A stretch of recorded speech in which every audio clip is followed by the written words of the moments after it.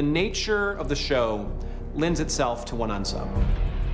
You spend the entire episode figuring out who that unsub is, little profile clues at the crime scene, the victimology.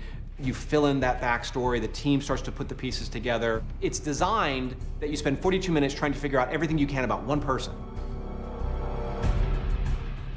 If you really want to make your life difficult, you have two unsubs. And then you have twice the amount of exposition. You have two motivations, 2 points of view, 2 streams of behavior that you've got to profile at each crime scene with each victim, all that type of stuff. And then if you just want to be a complete masochist, you have 3 unsubs.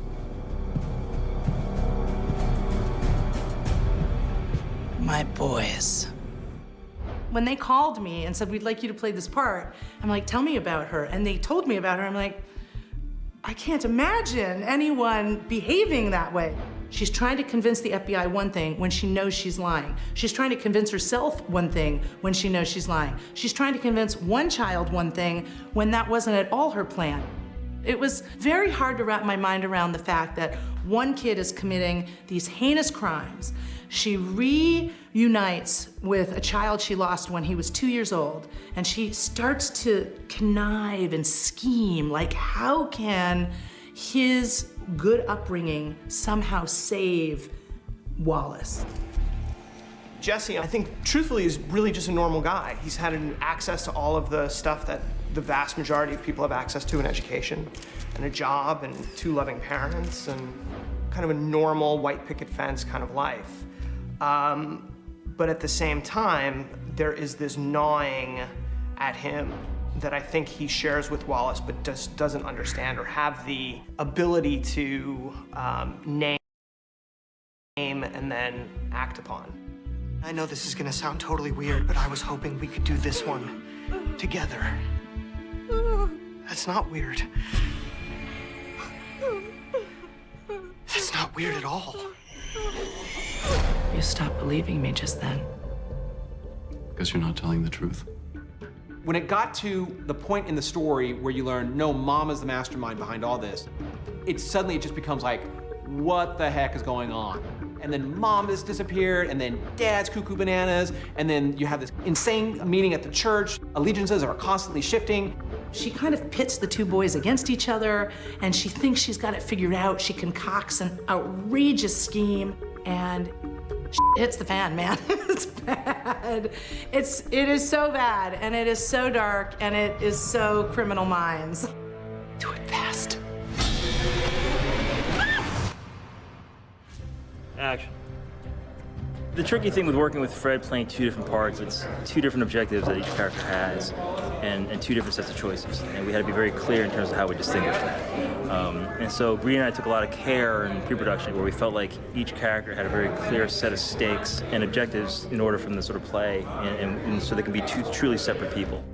I think it was kind of a multi-layered approach to it. I mean, truthfully, I think, especially just from where I came from, it was kind of a no bells and whistles approach. I mean, it was, for me, very simply kind of taking it off of the page and just, this is what this guy is doing in this scene, this is what this guy is doing in this scene. This is what he wants, and this is what he wants, and this is how they're gonna play. And keeping the rhythm of that active in my brain, even as I was playing one side of it. I think with the 2 stellar directors that we've had in Glenn and with Larry, I think for them, it's probably a different answer to that question, because I think that they have to make sure that visually it's interesting and it's not just cut to me and then cut to me on that side. And be willing to kind of tell that story in a way that enhances, I think, what's going on in the scene and in the episodes as a whole. I felt like if we went to it too often that we were going to oversell it and people would start criticizing it. So for me, the goal was to kind of isolate moments where I felt like it was going to be most effective, and then set myself up in terms of visual effects to just focus on those key moments only. Fred's been amazing. I mean, his memory and the effort that he's put into it, I mean, he's been able to flip-flop back and forth effortlessly, as well as his double, Jeremy. He's been really good too. So it's been confusing at times, but I think we're just sort of leaning on each other, and it's really turning out really well. There was a bit of green screen stuff, a bit of like split screen kind of stuff, but I think ultimately it just gets down to like rock solid storytelling, which hopefully I'm doing and they're bringing to the table too. I love you so much. I want to just eat. You.